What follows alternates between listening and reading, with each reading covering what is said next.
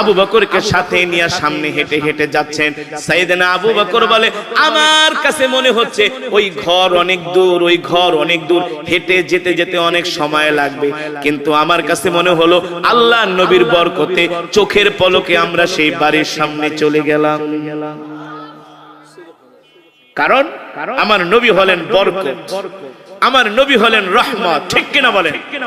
আমার নবী তার জবান মুবারক দিয়া দোয়া বের করতে দেরি, আরশের মালিক সেই দোয়া কবুল করতে দেরি।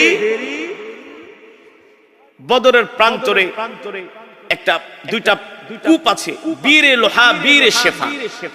যখন সাহাবীরা বদর যুদ্ধের সময় ওই বদরের প্রান্তরে গেলেন, তখন তারা কূপের কাছে যেয়ে দেখেন কি, কূপের পানি নিয়ে দেখেন কূপের পানিগুলো লবণাক্ত, মুখে দেওয়া যায় না, একেবারে মুখ আটকিয়ে যায়।